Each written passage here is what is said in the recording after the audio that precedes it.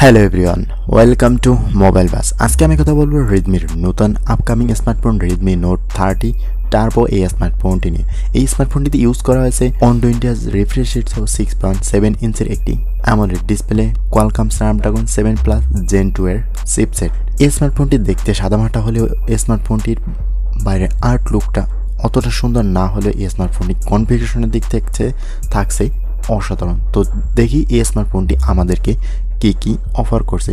যদিও এই স্মার্টফোনটির মূল্য এখন পর্যন্ত জানা যায়নি বা কত টাকা ধার্য হতে পারে এই স্মার্টফোনটি আমাদের ততটা ধারণা নাই, বাট কনফিগারেশন অনুসারে জেনে আপনারাই ডিসাইড করুন এই স্মার্টফোনটি কত টাকা মূল্য লঞ্চ হতে পারে।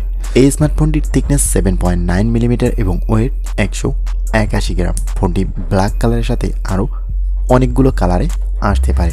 এই স্মার্টফোনের ডিসপ্লেতে ইউজ করা হয়েছে 6.7 ইঞ্চের একটি অ্যামোলেড ডিসপ্লে, অনবিট কালার সহ ইন্ডিয়াসের রিফ্রেশ রেটের সাথে HDR10 প্লাস থাকছে 1080x2400 পিক্সেলের ডিসপ্লে রেজোলিউশন, 395 ppi পিক্সেল ডেন্সিটির সাথে বেশ অসাধারণ কালার রেগুলেশন, ডিসপ্লে ব্রাইটনেসও সুন্দর থাকছে।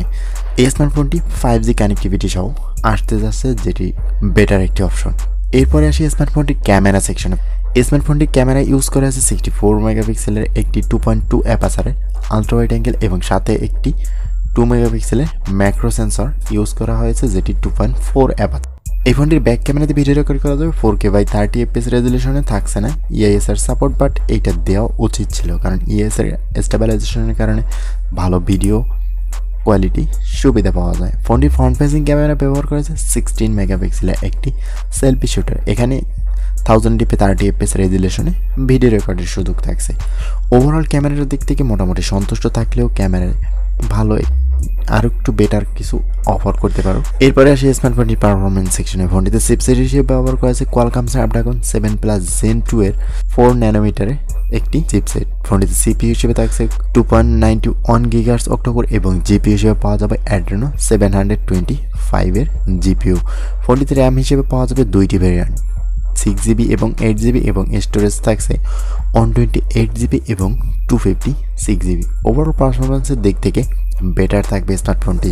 ভালো প্রসেসর এবং ভালো র্যাম রোমের কারণে ভালো স্মুথনেস পাওয়া যাবে স্মার্টফোনটি দিয়ে। ফোনটি ব্যাটারি সেকশনে ব্যবহার করেছে 4500 mAh ব্যাটারি এবং চার্জিং হিসেবে থাকছে 18 ওয়াটের ফাস্ট চার্জার। ফোনটিতে ব্যাটারি এমপিআর 500 mAh কম হলেও ব্যাটারি চার্জিং ওয়াট আপনাকে যথেষ্ট সন্তুষ্ট করবে।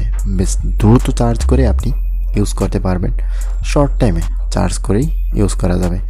এছাড়াও স্মার্টফোনের কানেক্টিভিটি সিস্টেমে থাকছে লাউড স্পিকারের সাথে 3.5 millimetre headphone jack, under display fingerprint sensor, Bluetooth 5.2, GPS, USB type C port, dual band WiFi এবং এনএফসির মতন কানেক্টিভিটি।